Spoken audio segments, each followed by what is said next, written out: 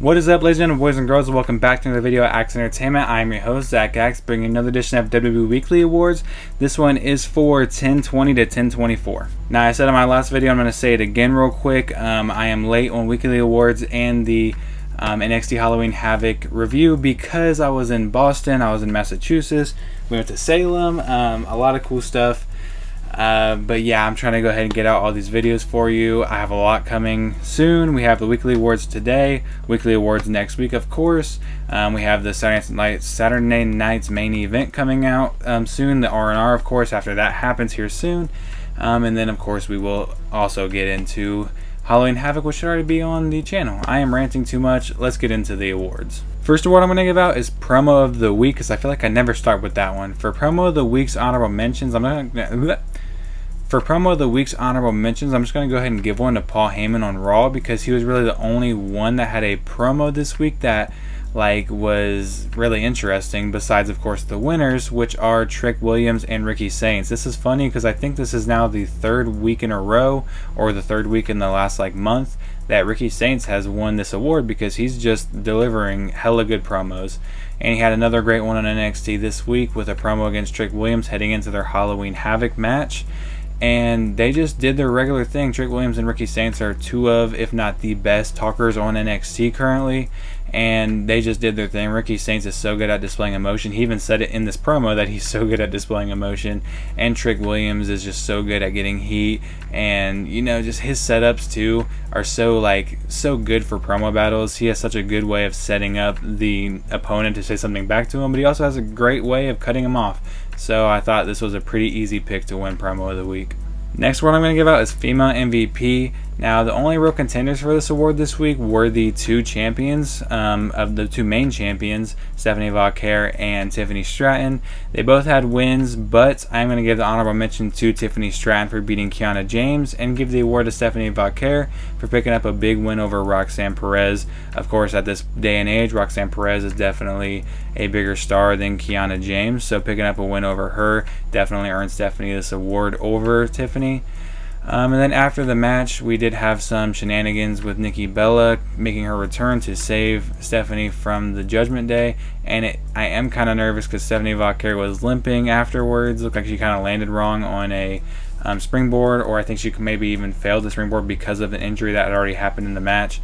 And I'm really nervous. I hope Stephanie's completely okay. Nothing bad can happen to La Primera. I need her on my screen every week.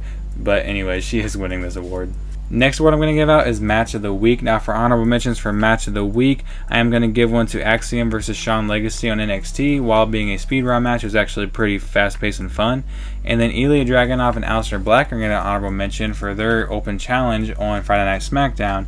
But the Match of the Week is going to go to AJ Styles and Dragon Lee taking on the Judgment Day for the Tag Team Championships. This match was everything you'd really want out of a tag team match. Stuff that we really don't see from Monday Night Raw's tag division, and something that they don't seem to care to fix on the Raw tag division. Even the SmackDown tag division now sometimes is getting pushed back, but this division's been so bad for so long. And we thought with Judgment Day we were going to bring a little bit more life into the tag division, but that ended up not happening. And I guess we're going to try again, because this match, like I said, was actually very, very good. And let's go ahead and give out Team of the Week while we're already here. Honorable mentions for Team of the Week are going to go to OTM, MFT, and Fatal Influence for their wins respectively. But I am going to give it to AJ Styles and Dragon Lee, AJ Lee if you will, for winning the tag titles, because if you know anything about weekly awards, if you win a title, you automatically get the award. And of course, they won the tag titles. And where we go from here, I really don't know, because it seems like we're kind of just giving AJ this title so that he wins another championship, has another accolade before he leaves, kind of like we did with John Cena, even though I think John Cena's meant a lot more, of course, 17-time, whatever. But giving AJ Styles another accolade heading into, of course, his retirement next year, like he even said on Monday Night Raw this week.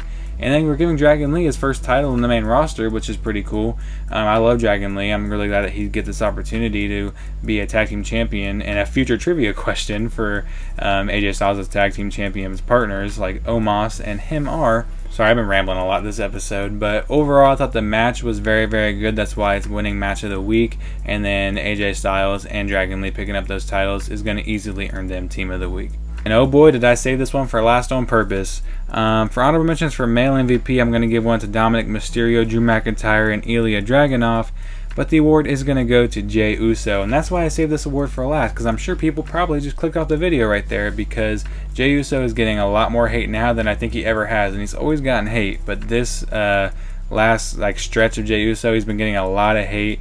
One of the most disliked videos on all of WWE's YouTube channel is why he's winning this award, which is because Jey Uso won the Battle Royal. And of course, Jey Uso knocked off a lot of main event level players in that match, like LA Knight, like Jimmy Uso. So I kind of had to give him this award because he became the #1 contender to a championship by winning a huge battle royal with a lot of main eventers in it. Jey Uso was really an easy pick to win this award, and I think he definitely earned it. Of course, eliminating Jimmy Uso in the process, it looks like we're going to continue to set up this Jimmy versus Jey thing, which really at this point, I hope Jey does win this title sometime down the line so that Jimmy can win his first title by beating Jey. I think that'd be very poetic, and I really hope that's what we're leading into. But if you hate him, oh well, Jey Uso is winning this award. Really quick, probably like a minute on the topics, because I just want to talk about a few things real quick. Ilya Dragunov is having an open challenge now for the U.S. title, and it felt like a big deal when Sami got to do the open challenges again. Like he got it passed down by John Cena. John Cena said it's okay, and then it seemed like this was kind of shoehorned in, like they had nothing else for Ilya to do after they gave him the championship. So they were like, you know what? Open challenges also. Sami's going to pass it down to you. I don't know if Sami Zayn really had enough matches to consider that to be, his thing now, and he can just pass it to whoever he wants.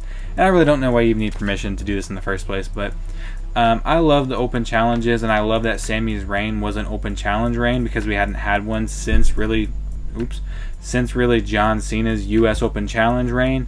But I feel like I'm ready now for the U.S. title to get some storylines outside of that, because I had my fix with Sami Zayn, and now that we have Ilya, I hope we get more storyline driven stuff.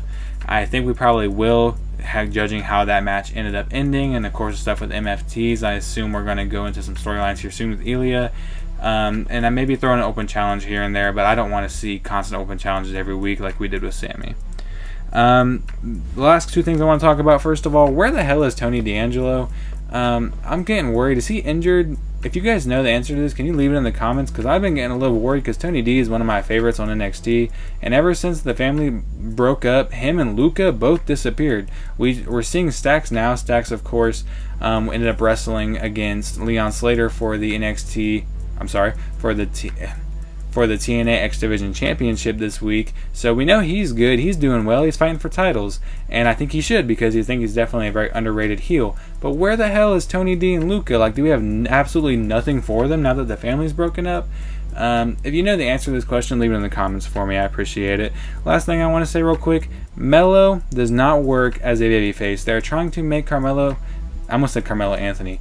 They're trying to make Carmelo Hayes a babyface against The Miz, and yeah, don't make The Miz babyface, but you kind of booked yourself in this situation where you put two guys that are great as heels against each other, and now, of course, one of them is going to turn face eventually, and it looks like we're going to get Carmelo Hayes as a babyface. I just don't want to see that. If this is a one-off thing just so he can beat his mentor, The Miz, and then he goes back to being a heel, that will be okay, I guess. But please do not make Carmelo Hayes babyface. He is an excellent heel. He is a main event heel if you push him right. I do not think he should be a face at all. Alright, well that's all I got for you. Let me apologize one more time about everything being late. I'm back in the swing of things, hopefully. Everything was kind of thrown off because of the trip and because of, work recently, but now we should be all good to keep rolling our way through these videos. If you're a fan of me on here, I think you'll be a fan of me on TikTok. We're over there ranking wrestlers based on 5 categories, and I let you guys, the fans, decide who I rank next. So if you're a fan of me on here, please check me out under the same name, Axe Entertainment, on TikTok. And leave in the comments if I gave any award to the wrong person. While you're down there, like the video for me. Go ahead and subscribe. Ring the bell if you're notified when I have a video like this one. And I will see you guys in the next one. Peace out. I am him, you are not. I am grim, you are lost. Heating up, ovens hot, beating up all the frauds. You're a king, I'm a god. Y'all got bling, I do not. Cause I'm clean, y'all get clawed. On the top, y'all are frauds. At the top of my game, but still I get no fame. That's cause I would never pay for a fan to come my way. The last award I want to give out is, of course, Manly MVP. I say this for the last specifically because I do not want you guys to go down to my... Why do I feel like I'm talking so fast right now? Samalama, you assuming I'm a human. What I gotta do to get it through to you? I'm superhuman, innovative, and I made a robot so that everything you're saying is everything I've been glued to you. I need to stop before I get copyrighted.